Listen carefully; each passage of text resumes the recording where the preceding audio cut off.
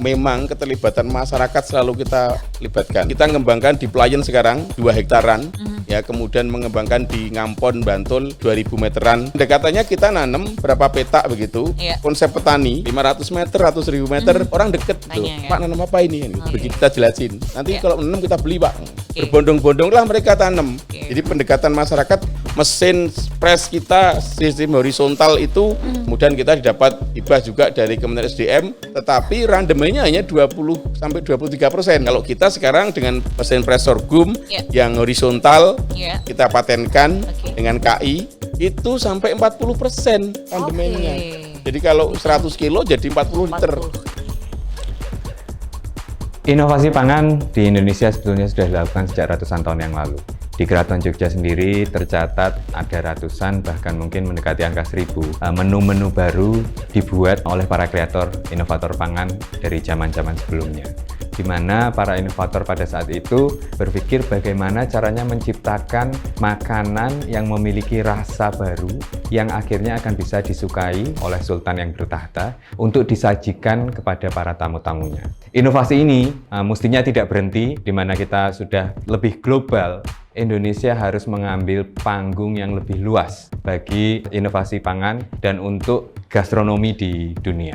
Melalui Pangan Fest ini bisa menjadi batu loncatan untuk kita bisa meraih panggung yang lebih besar bagi pangan dari Indonesia.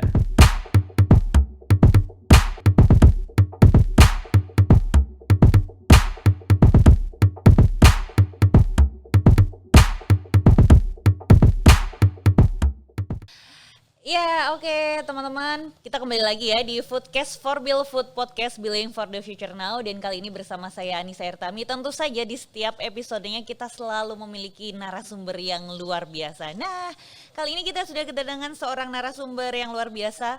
Ini saya manggilnya Mas nih, Mas Henry, apa kabar? Saja. Oh, Om ya. Ya. Mas Henry, apa kabar nih? Baik tentunya. Baik, ya luar biasa ini ya. Sehat kan? Alhamdulillah doanya. Ini Mas Henry ini dia adalah, saya menyebutnya apa ya, pelopor gitu ya, mungkin juga pelopor yang orang di balik layar minus sorghum nih, brownies sorghum. Nah ini menarik nih, karena ketika pertama kali kalau mendengar sorghum itu, jujur ya, yang ada di pikiran saya itu adalah, maaf nih, makanan ternak gitu. Oh. Ya, banyak karena memang dimanfaatkan untuk makanan ternak juga. Tapi tadi sempat kita ngobrol juga ya bahwa ternyata sorghum ini selain juga bisa sebagai bahan pangan juga untuk kita, tapi juga bisa diolah menjadi banyak ragam. Nah, ini kan pengen ngerti juga nih kalau kita berbicara sejarah nih, jangan-jangan sejarah yang saya pikir ini makanan ternak tuh itu salah gitu. Apa itu juga benar, itu boleh diceritain dong? Boleh. Mas Henry gimana? Jadi gini, tadi mindset yang terbangun ketika kita bicara sorghum, pasti bicara adalah tanaman yang nggak bermanfaat. Hanya untuk pakan ternak. Karena selama ini memang sudah dikembangkan di beberapa wilayah. Seperti di Gunung Kidul itu sudah tahun 80-an sekian memang untuk pakan ternak. Oh, memang untuk pakan ternak ya awalnya ya. Mereka tanam, mereka tebang, udah mereka untuk pakan ternak. Nah, namun ternyata beberapa riset kemudian beberapa inovasi, sorghum ini ternyata ratusan varietas ya. Jadi dari mulai yang lokal, kemudian yang memang untuk pangan, yang namanya pahat, pangan sehat dari Batan itu. Kemudian ada yang namanya sorghum samurai, varietas samurai 1, samurai 2, super 1, super 2, yang notabene itu adalah untuk energi. Ya. Kemudian ada varietas baru yang dikembangkan oleh dari Maros ya, kalau nggak salah itu adalah yang namanya bioguma. Bioguma ini berkembang persilangan antara varietas yang kemudian energi, yang batangnya besar-besar, peliknya tinggi, kemudian juga untuk pangan yang notabene tanamannya nggak terlalu tinggi, tetapi bijinya cukup banyak. Nah, kemudian kalau kita bicara manfaatnya ya, manfaatnya tentunya sudah tahulah kalau itu untuk pakan ternak. Tetapi sebelum dipakankan ke ternak, ini yang menarik sebenarnya, biji ya. Biji. Kita bicara biji itu, biji sorghum itu bisa produksi antara 3 sampai 5 ton per hektar. 3 sampai 5 ton per hektar ya. Itu nanti kita olah, kita sosoh, kita kulit ari kita hilangkan dengan mesin sosoh. Kemudian ini menjadi beras sorghum. Kalau teman-teman mau sehat, konsumsi beras sorghum nanti akan berat tubuhnya akan turun. Oh gitu, Tapi jadi bisa buat dikombinasi, dia juga ya? Tapi saya belum mencoba. Oh gitu.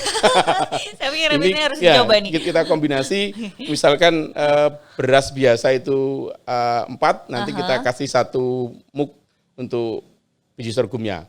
Oke. Ya. Atau kemudian kalau belum sosok kita buat berondong. Oke. Bisa. Buat Seperti berondong ya? ya? Berondong. Berondong sorghum. Ya. Oke. Nanti kita coba, kita ada produknya juga. Oke. Nah kemudian juga setelah disosok, kita giling ya. Kita giling kemudian menjadi yang namanya tepung sorghum. Nah tepung sorghum inilah yang kemudian cikal bakalnya kita ngembangkan yang namanya mino sorghum untuk brownies, untuk brownies kue, ya. kemudian ada juga ceripeng dan sebagainya, keripik dan sebagainya. Ya. Nah ini. Kemudian yang kedua batang. Ya, batang ini kan memang karakternya seperti batang jagung. Tetapi kemudian kandungan airnya itu seperti namanya tebu. Oke. Jadi bricknya itu bisa 12 sampai 15, kalau tebu 18. Brick itu apa? Mungkin Brick bisa itu dijelaskan. kandungan gula. Oke. Kandungan gula. Dan ini fruktosa loh Mbak. Buah, bukan glukosa loh. Ya, Beda ya. fruktosa ya, dari Dan buah itu ya. sehat untuk kita. Jadi kalau penyakit gula, Diabetes itu ya. diabetes, konsumsi ini. Oke. Nah, ini diolah kemudian dipres, difermentasi, bisa jadi bioetanol Oke. atau bisa kalau 100% bisa nanti untuk bahan bakar kendaraan karena energi terbarukan. Kalau kita evaporasi ini jadi gula cair, kemudian jadi sirup dan sebagainya seperti itu. Nah ini alhamdulillah dari tim kita udah mengembangkan proses hilirisasi. Untuk budidaya kita kerjasama dengan petani, kemudian untuk pengolahan kita mesin-mesin, kebetulan tim kita juga Pak Rifai juga sudah mengembangkan alih teknologi yang kemudian bisa dimanfaatkan kelas-kelas bawah. Oke. Ada mesin pres, ada mesin sosok, ada mesin penepung. Dengan harga yang terjangkau Dengan harga yang ya? terjangkau. Oke, itu yang tergantung lebih penting ya, Pak ya? request. Ya, Oke. mau yang kapasitas berapa, Oke. tergantung request. Oke, Gitu. oke. Nah, tadi menarik nih sempat diungkapkan ya kaitannya dengan varietas yang kemudian dia dimanfaatkan untuk pangan, tapi dia juga dimanfaatkan untuk pakan segala energi, macam. ya. Apa yang kemudian membedakan varietas yang dimanfaatkan untuk energi dan khusus untuk dimanfaatkan untuk pangan? Oke. Klasifikasinya seperti apa sih? Jadi klasifikasinya itu kita lihat dari morfologi ya, morfologi tanaman tentunya. Kalau untuk energi tentunya yang mempunyai nilai kadar gula atau brick tadi yang tinggi. Oke. Itu kayak super samurai, itu yang kemudian arahnya emang ke batangnya. Tapi kadang bijinya kecil-kecil.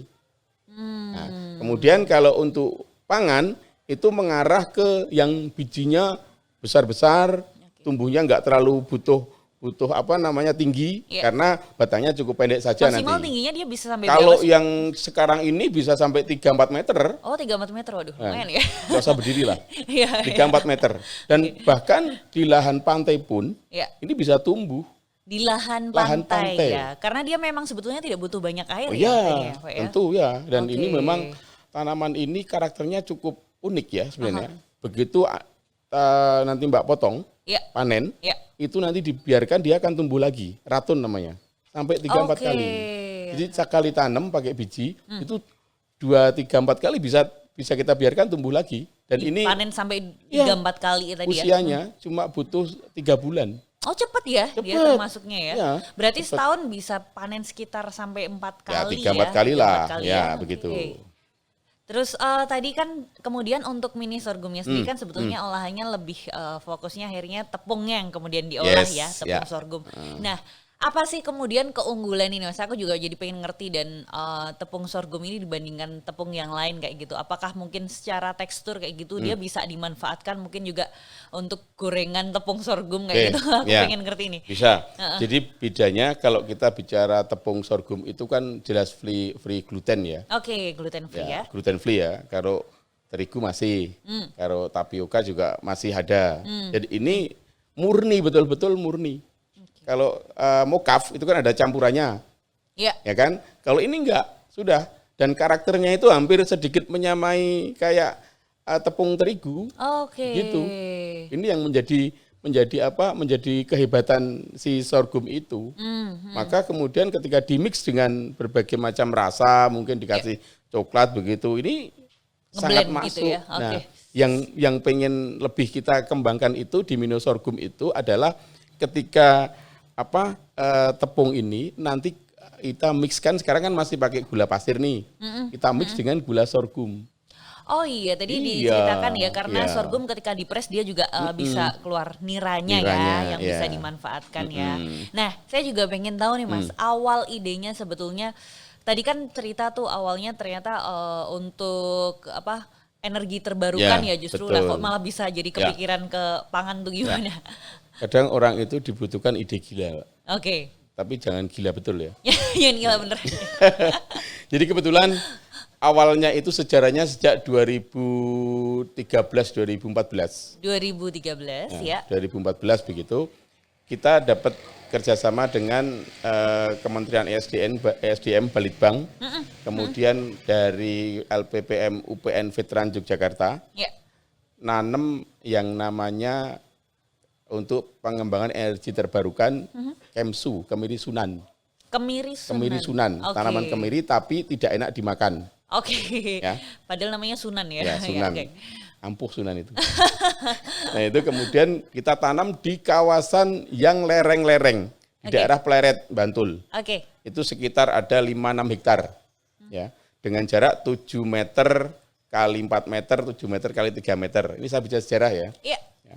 Kemudian di sela-sela itu teman-teman, lah ini kalau nunggu sampai usia panen 3-4 tahun, nah gimana ini kita ngerawatnya gitu. Oh, panennya lama ya. Lama, dia. makanya itu. Oke. Kemudian ide itu muncul. Udah, kebetulan satu tim itu Pak Dr. Nurholis, dia di UPN juga. Kebetulan, wes tanami aja Om, tanami sorghum. Oke. Kita komunikasi, kita berikan wawasan begitu, kita tanam sorghum.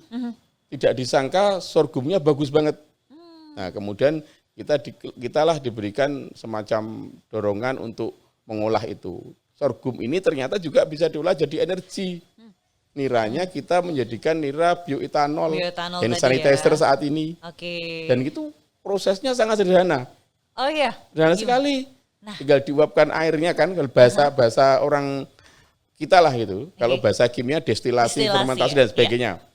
Itu hanya diuapkan saja, kemudian kita ambil alkoholnya, sudah selesai. Oke. Jadi, Oke. nah itulah awalnya. Kemudian lah itu batangnya setelah itu bijinya untuk apa?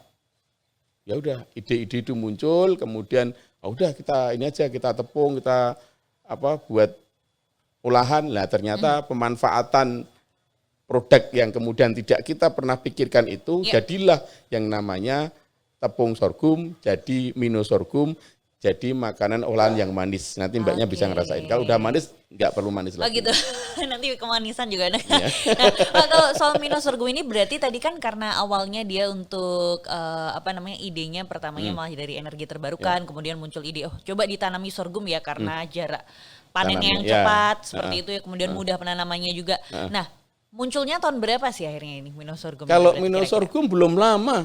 2019 awal ya. Oh justru 2019 Iya. awal. Nah produk pertamanya apa nih dari Ya brownies? dulunya kayak cokis-cokis gitu, kemudian jadi brownies begini.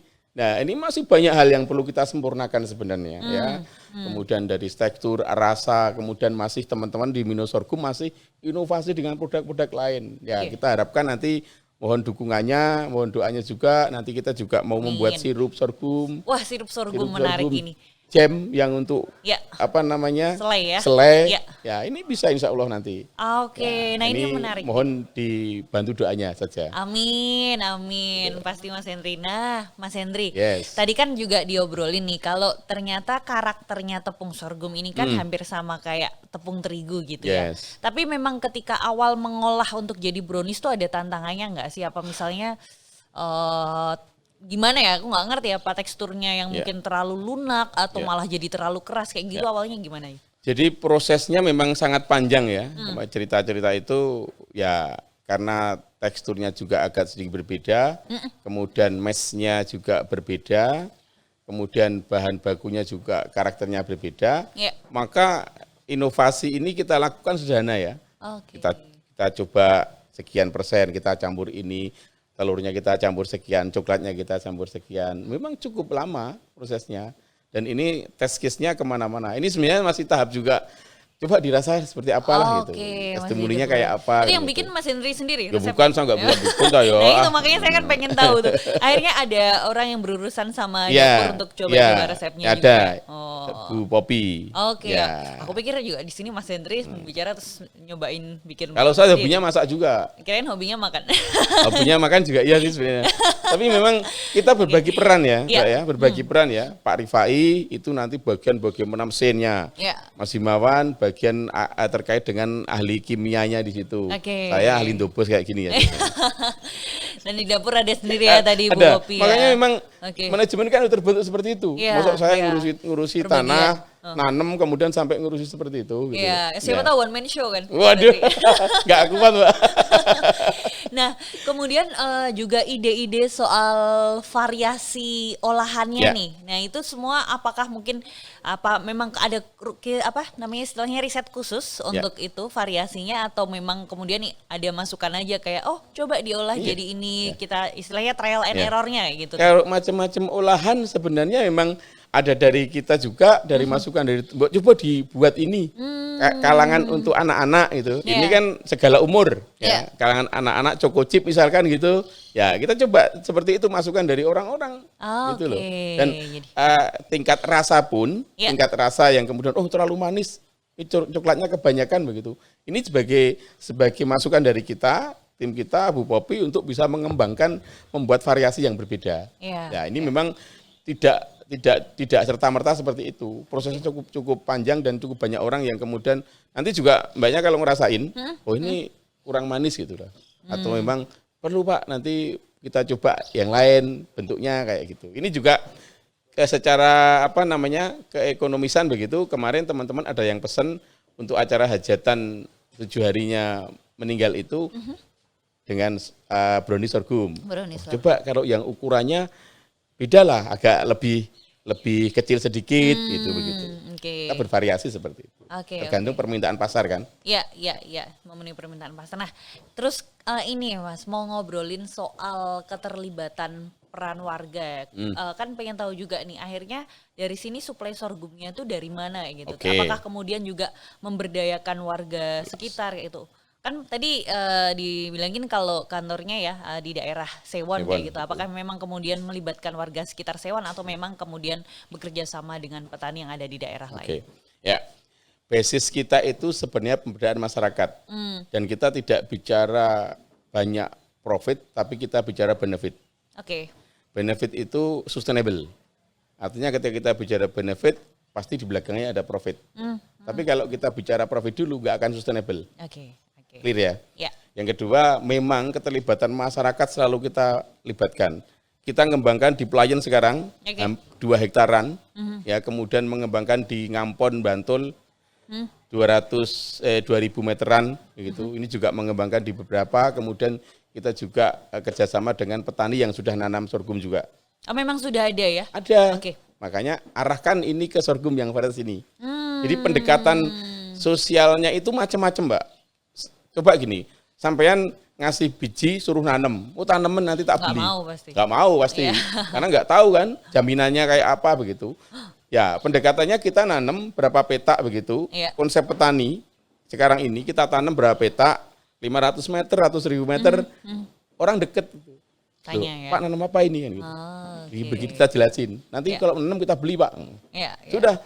Kalau mereka hitung-hitung untungnya, nanam jagung cuma dibeli ini Pak, dibeli jagungnya harus mipil, harus macam-macam, jemur, kemudian harganya sekian. Nah kalau ini sudah nanti harganya sekian, mereka berhitung dari itu. Oke. Berbondong-bondonglah mereka tanam.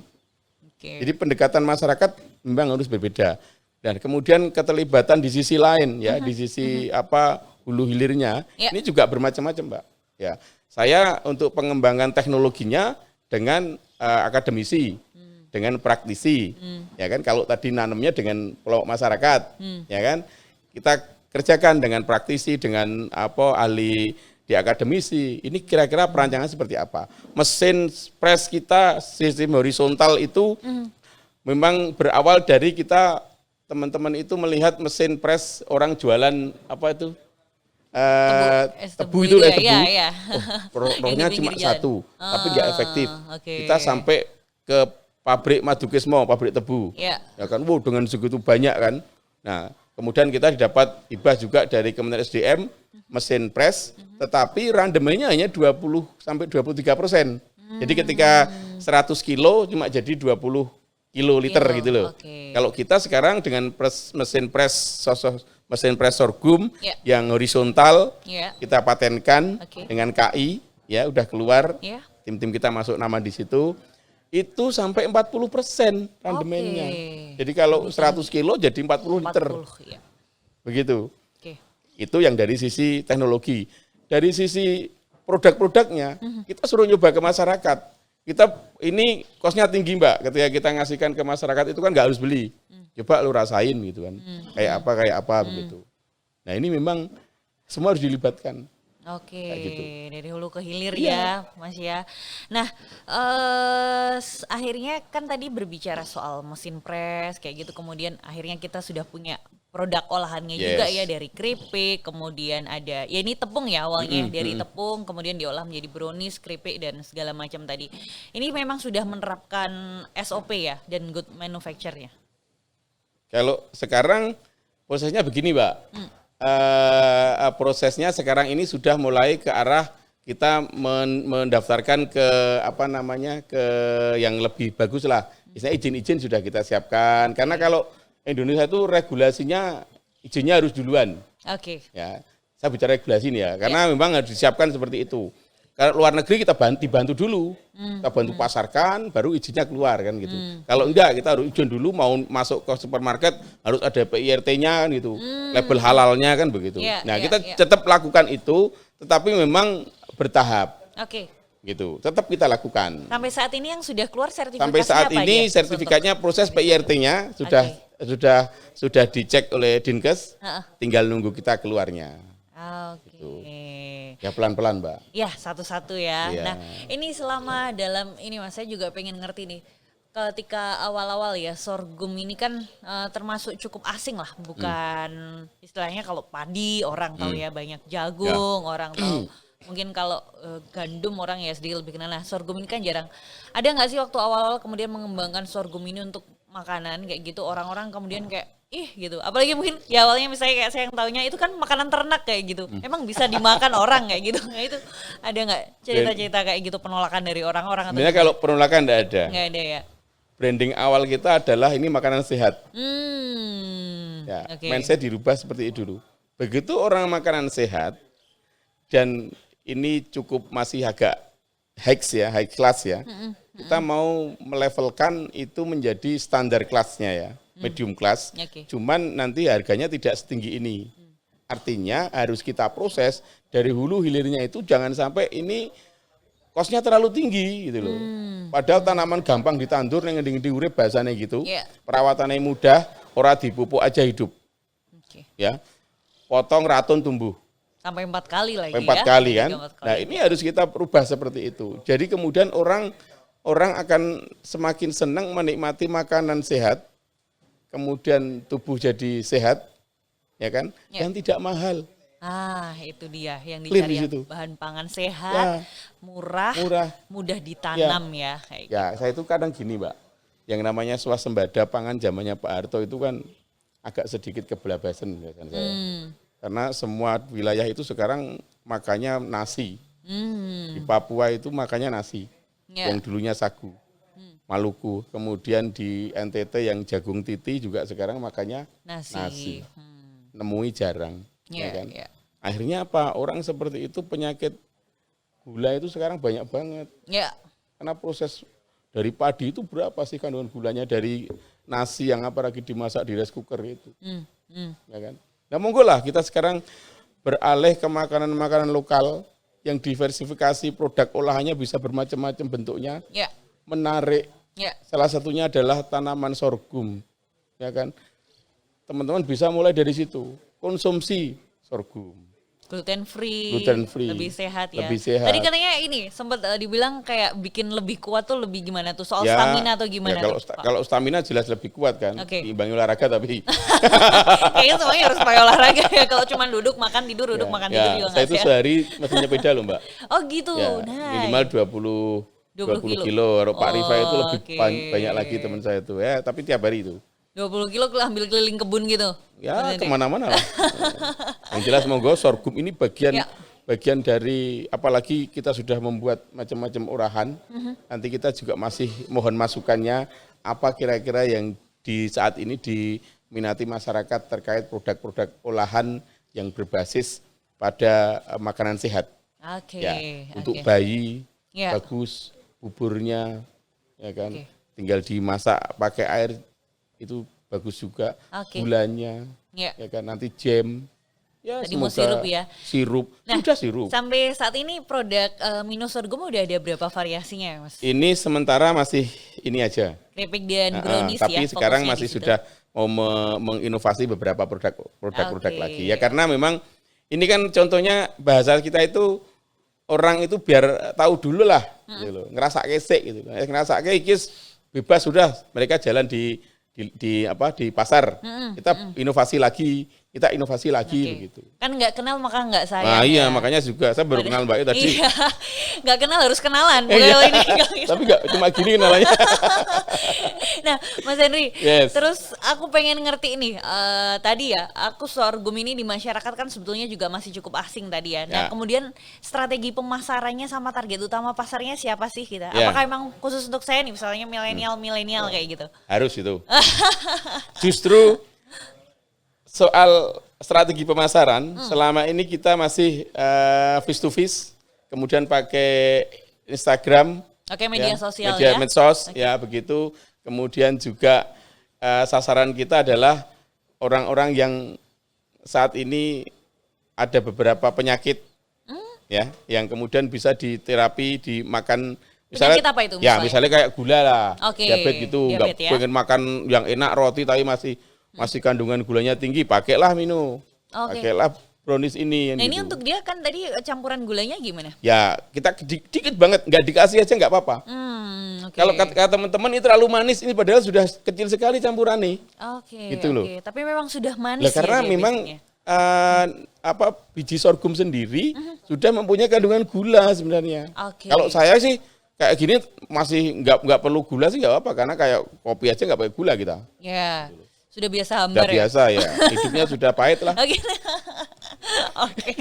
Makanya tapi mungkin kan ada orang yang memang suka kadar Ya. manis yang cukup Ya. pekat kayak gitu. Ya. Nah, Mino Sorghum sendiri kemudian membaca diferensifikasi pasar yang seperti itu nggak? Misalnya ada sekarang kan produk-produk less sugar kayak gitu atau yang memang standar sugarnya Justru gitu. itu kedepannya kita akan mengonsep seperti itu. Oke. Bahkan gulanya itu sekarang, gula dari sorghum itu kan jelas-jelas kayak gula jagung dan sebagainya. Ya. Oke. Tetapi memang belum se-booming yang saat ini di pasaran. Ya. Mereka kan sudah punya branding, Mbak. Kita ini kan orang-orang yang memang punya ide, kemudian belum mampu begitu, tapi kita akan coba melakukan hal semacam itu. Oke. Itu makanya teman-teman milenial, Ya. ya saya harapkan konsumsi sorghum. Oke, Nah, nanti biar beras makin luas sorghum ya. gitu, buat kafe lah. Kita Nah, dukung kafe nanti. sorghum. Ya kafe Ya. sorghum, mulai dari sini lah kita buat kafe sorghum, nanti bahan bakunya kita siapkan. Nah, teman-teman bisa melakukan buat teh, kopi pakai gula sorghum. gula sorghum, Nah, harapan ya. kita Ya, itu termasuk menarik. juga ini yang kadang kita nggak srek itu kalau kita mau masuk ke restoran, kemudian ke hotel itu kan kadang dibutuhkan tadi label-label yang kemudian harus Oh, ya. izin itu loh. Ya, Nah ini sertifikasi ya juga kita ya. masuknya Oke. ya pakai proses juga. Ya. Harapan kita nanti industri-industri yang membutuhkan gula itu kita support. Bisa digantikan dengan Ya. gula sorghum ini ya. Dan kalau Mbaknya tahu sekarang ini pengembangan sorghum ini sudah sangat merajalela. Oke. Ya saya sampaikan ya. Ya. Satu contoh di perusahaan sawit, saya nggak nyebut merek, itu sudah nanam. Mereka di sela-sela replanting sawit itu mereka tanam sorghum. Oke. Kemudian kita juga tahun depan pendampingan dengan PT Bukit Asam. Saya sebutkan ya apa, karena ini memang sudah fix ya. Oke. Kita mengembangkan sorghum di lahan reklamasi. Oke. Untuk lahan reklamasi kita tanami sorghum. Nah mereka untuk mendapatkan proper emas. Karena harus fair lingkungan, kemudian manfaat buat masyarakat. Gitu. Basisnya kita membuat cluster industri. Oke. Ya, dengan luasan tertentu, alat tertentu yang spesifikasinya untuk ekonomisan, maka kita kembangkan di situ. Oke, penanaman Udah banyak sorghum Mbak ya. sekarang itu. Oke. Anda aja harus baca lebih banyak sekarang. Oke, ya benar nih. Nah ini kemudian banyak ya menanam. Nah kaitannya kemudian kembali lagi ke pasar nih. Akhirnya selama ini untuk pasar utamanya Mino Sorghum nih dari mana sih Mas? Ya kalau pasar sudah banyak, luar kota juga banyak. Oke. Jakarta, kemudian dari Jawa lah begitu, kita kirim-kirim begitu kan. Lebih ke gimana? Kalangan menengah ke atas yang lebih sadar mungkin ya Enggak juga. soal gitu atau Enggak juga, umum kok. Umum oke, kok, oke. gitu. Masih umum kok. Jadi kemudian juga teman-teman yang dekat kita nyoba, ternyata seneng, mereka beli, mereka pesen, mereka minta dibuatin gitu. Oke. By order lah. By order By ya. order, ya. Kalau untuk pasar oleh-oleh sendiri gimana? Pasar oleh-oleh kita belum masuk, karena terus terang keterbatasan bahan baku yang ada di sini itu kan masih sedikit ya Mbak. Oke. Kita belum bisa continue hari ini stoknya ada, ya. Maka kemudian kalau itu sudah bisa terjadi, ya kita bisa akan nyetok terus. Kita titipkan ke mana-mana begitu. Tapi selama ini masih by order juga. Ya walaupun sudah cukup cepat pemesanannya. Ya, kita nyetok paling 10 kilo, 20 kilo bahan gitu. Nanti Tapi berarti karena ini ya kendalanya lebih ke ketersediaan bahan bakunya ketersediaan bahan baku ini ya. Karena terus terang kalau saya sampaikan yang menjadi kendala itu adalah ketika kita melakukan penanaman. Nah, ini kan masyarakat kan belum bisa begitu paham betul. Oh, sorghum seperti tadi ya sampaikan tadi. Iya. Nah, ini memang masyarakat. kita masih melakukan pendekatan terus ke masyarakat. Nanam, nanti mereka suruh tanam, kita ambil, mereka suruh tanam, kita ambil. Ya ini sudah mulai banyak yang nanam sekarang. Ya moga-moga di tahun depan setelah pasca pandemi ini bisa lebih tertata, di sisi hulu, hilirnya, serapan pasar, ya kan begitu. Di Situbondo Mbak, 600 hektar kita ngembangkan di sana. 600 hektar ya. Sudah di branding juga. Jadi kalau pemerintah yang mengembangkan dengan regulasi, maka membrandingnya lebih cepat dibandingkan kita sendiri, ya dengan keterbatasan apapun. Ini beda. Kalau pemerintah mau, ini sebenarnya di Kementerian Pertanian itu sudah dimasuk dalam satu nomenklatur anggaran untuk bijinya, pangan.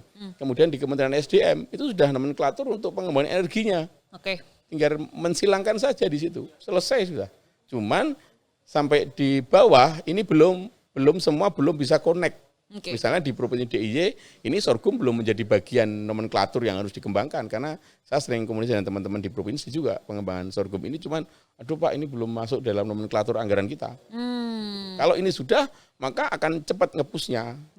Begitu. Nah Mas Henry, ini mungkin nanti buat teman-teman juga nih yang milenial nih, siapa tahu tadi ya tertarik mau bikin kafe atau mau bikin usaha makanan kayak gini dari tepung sorghum gitu. Kira-kira untuk modal awalnya tuh butuh berapa sih? Ya kalau modal awalan ada macam-macam ya. Kalau modal dasar nanti jenengan mau mengembangkan sorghum ya tinggal pesan kita aja, misalkan nanti kita siapkan kerjasama lah, kita siapkan dulu nanti bayar carry rapopo. Bayar carry tapi nominalnya berapa nih kira-kira? Enggak, kalau nominalnya kita itu Mbak terus terang ya, kita itu akan mengharapkan begini. Selama ini tepung sorghum, beras sorghum harganya rata-rata di atas 25 sampai 30 ribu per kilo. Tetapi kita akan coba melakukan ekspansi pasar atau bukan ekspansi ya, bahasanya kasar banget. Melakukan pendekatan pasar ketika petani dibeli sekian, kita ongkos produksinya sekian, kemudian ketemu angka yang pas, harapan kita tetap di bawah 20.000. Jadi bisa lebih murah ya. Dan nanti pasar ya. Termasuk produk-produk lainnya juga akan standar harganya. Maka ini yang diperlukan sekarang itu adalah bagaimana sinergi dari masing-masing lembaga yang ada saat ini. Sekarang itu sorghum itu ya Mbak ya, kita beli katakanlah di petani bijinya 4.000. Diolah disosok, ditepung, harganya wis dadi 40.000. Bahkan kemarin ada yang 60.000. Bayangin seperti itu. Yang untung siapa? Ya siapa? Padahal petani itu ininya kemudian nanam harus berperang dengan burung dan sebagainya. Yang dirugikan, kan saya nggak mau seperti itu. Ya. Itu Oke. arahnya ke situ sekarang kita. Oke. Jadi ini memang berdayakan petani juga ya Mas. Oke, berarti kan kita sampai juga pada kesimpulan bahwa kalau nanti misalnya teman-teman tertarik untuk membuat produk olahan dari tepung sorghum ya, itu juga istilahnya tidak membutuhkan modal yang cukup besar pun bisa ya Tidak, sebetulnya ya. secara ekonomis kayak gitu. Nah, kita kemudian juga akhirnya berbicara kira-kira nih kalau untuk gambaran kita membicarakan soal keuntungannya ya. Keuntungannya kira-kira profit yang didapat sendiri dari Mino Sorghum sekarang udah berapa nih Mas? Wah, kalau di bahasa Bukan itu rahasia kita dapur nih. kita tidak bisa bicara profit, Mbak. Ya. Karena kita masih bicaranya benefit. Oke. Maka target kita itu masih mengenalkan ke orang. Ya, kenal sih iki produknya, Ya. mereka senang, mereka tertarik, baru kita bisa branding, baru bisa kita bicara profit. Oke. Kalau kita bicara profit, sekarang harga tepung aja masih naik turun naik kan gitu. Ngos-ngosan begitu kan. Apalagi di masa pandemi seperti ini. Ya. Ya kan. Target kita sekarang paling tidak ini kenal dulu orang. Oke. Nek masalah harga itu asal kita bisa membuat kelompok petani kita dampingi, harga kita beli, mesin kita wis lengkap saiki Mbak. Ya, mesin kita wis lengkap. Silakan nanti ke workshop kita. Mesin kita wis lengkap, ngolah dhewe, kemudian bisa kita buat sendiri, Ya. ya kan? Harganya ya sudah. Oke. Mau boleh untung piro sekarang kan gitu. Ya. Pertanyaannya seperti itu sekarang. Oke. Jangan kemudian kita makanan sehat terus harganya mahal. Ya, kalau bisa nah itu yang sering standar. terjadi memang kan masyarakat Iya. ketika kita berbicara kalau makanan sehat itu pasti sesuatu yang cuman bisa eksklusif, Iya. kemudian harganya mahal. Ini mau kita branding harga mahal bisa, harga murah bisa. Saya jual dibungkus plastik, taruhkan di angkringan bisa murah. Tapi ketika sudah masuk hotel bisa mahal. Bisa mahal, oke. Ya tergantung bagaimana Oh packagingnya iya, tergantung ya itunya akhirnya ya. Mas Henry ya. Oke, ini menarik sekali nih habis ini. Intinya tadi ya pokoknya gimana supaya ada kerjasama sinergi dari semua Betul, pihak bahkan dari betul. hulu ke hilir ya. Iya. Dari petani supaya itu juga menguntungkan petani ya. Jangan sampai kemudian tadi ya yang sampai 60.000 tadi yang diuntungkan Ya, siapa ya? Malah betul, petani yang betul, dirugikan. Nah, betul. oke menarik sekali Mas. Mas mungkin terakhir nih pesan Mas Henry nih untuk anak-anak milenial, nih, Oke. anak-anak muda juga ya yang tertarik untuk menggeluti usaha nih terutama mengembangkan sorghum nih. Ya. Ada pesan tips and trick yang bisa Ya. dibagikan. Oke, jadi buat teman-teman ya milenial itu pertanian itu sangat menjanjikan. Ya, petani itu tidak hanya bicara bagaimana menjadi petani yang kalau bahasa dulu itu kan kumel, kotor dan sebagainya. Cangkul Dan bisa sebagainya. gitu ya. Petani itu bisa melakukan, anak muda itu bisa melakukan pertanian yang lebih modern. Oke. Ya. Kemudian dengan sistem yang modern, dengan teknologi yang modern. Kemudian bisa menciptakan produk-produk yang dari pertanian yang kemudian mempunyai nilai ekonomis tinggi, manfaat, sehat. Nah, kita bisa memulai dari itu. Oh, nanam di dalam pot aja bisa kok. Oke. Ya kan? Di saat ini pun banyak nanam di dalam pot sama kolam lele, ya kan? Baru berkembang tuh sekarang. Sorghum pun bisa di dalam pot. Ya. Mesin pengolahnya nggak usah terlalu yang teknologi besar kalau masih pengen mencoba, ya kan? Bisa menggunakan mesin pres dari orang jualan sirup, ya kemudian juga bisa menggunakan mesin sosok secara manual, sangat bisa sekali. Ya, monggo, saya siap untuk kalau ketika belajar bareng terkait sorghum, pengolahan sorghum, manfaat sorghum, kita siap untuk nanti sharing dimanapun. Oke, siap untuk berbagi ilmunya ya. Siap. Sampai belibet Ya, saya nih. siap. Oke Mas Henry, terima Yes, kasih ya. yes. Oke, terima kasih sudah menyaksikan Foodcast. Jangan lupa untuk mendengarkan edisi Foodcast lainnya mengenai inovasi di bidang pangan Indonesia. Dan series Foodcast nanti bisa disimak melalui channel YouTube ya. Dan juga di media sosialnya Forbil, websitenya di forbil.id dan Instagramnya @forbil_institute. Saya Nisa Ertami, saya pamit undur diri. Terima kasih dan Foodcast, Forbil Food Podcast Building for the Future Now.